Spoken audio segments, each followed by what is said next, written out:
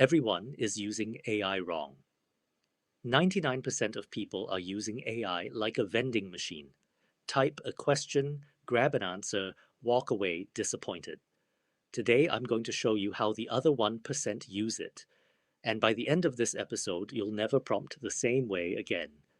The vending machine problem.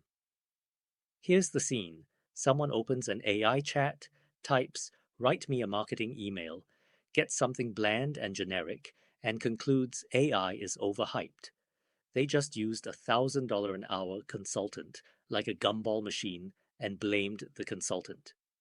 The vending machine mindset has three tells: one-shot questions with zero context, no role, no goal, no example of what good looks like, and walking away after the first answer instead of pushing back. Any human assistant treated this way would also produce garbage. We just never notice because we'd never treat a human this way. The disappointment isn't a technology problem, it's a management problem. And the fix is learning to manage. The teammate reframe: the 1% treat AI like a brilliant, tireless junior teammate on day one of the job.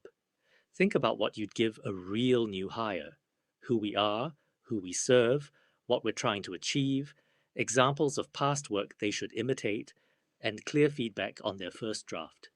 That's the entire secret, and it changes everything. "Write me a marketing email" becomes "You're our email copywriter. We sell handmade furniture to design-conscious homeowners. Here are 2 past emails that performed well. Match their tone. Write 3 subject line options and a 150-word email announcing our spring collection. Warm, specific, no exclamation marks." Same tool, same 10 seconds of typing effort, maybe 30. Completely different output class. The gap between AI users isn't talent. It's whether they onboard their teammate or shake the vending machine. The 4-part briefing. Let me hand you the structure, because once you see it, you can't unsee it.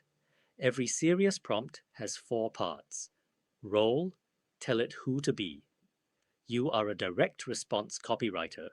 You are a patient maths tutor. You are a skeptical editor. The role loads an entire skill set and standard of judgment. Goal: one specific outcome. Not "help me with my resume." Rewrite my summary section to target operations manager roles at logistics companies. Context: the raw material. Paste the actual resume, the actual email thread, the actual product description. AI cannot use information you didn't give it, and most bad outputs are starved outputs. Format: the shape of the answer. 3 options, each under 50 words, ranked with one-line reasoning. Format instructions are the difference between an essay you skim and a deliverable you use. The second draft habit. Now the move that separates operators from everyone else: never accept the first draft. The first answer is the beginning of the conversation, not the end. Push back like you would with a teammate. Option 2 is closest. Make it more direct and cut the second paragraph. "This sounds corporate." Rewrite it like you're texting a smart friend. Give me a version a skeptic would trust. Each round of feedback multiplies quality, and the model never gets tired, never gets defensive, never needs a coffee break. My personal rule is 3 rounds minimum on anything that matters. Draft, direct, refine. The people who complain AI output is mediocre are reviewing first drafts. The people shipping incredible work are reviewing third drafts. Same model, different manager. 1 week of practice. Here's your assignment, because this is a skill and skills need reps. For 1 week, take every task you'd normally do yourself: the email, the summary, the plan, the awkward message, and run it through the 4-part briefing plus at least 1 round of feedback. Keep a note of what worked. By Friday, you'll have 3 or 4 reusable briefings tuned to your actual life, and you will physically feel the difference between operating a tool and shaking a vending machine. Don't skip the note keeping, by the way. The briefings you write down this week become the personal prompt library you'll still be using a year from now, refined and battle tested, while everyone else keeps retyping from scratch every single morning and wondering why their results never improve.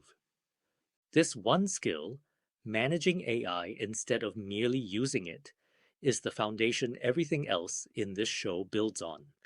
Master it, and every episode that follows compounds harder.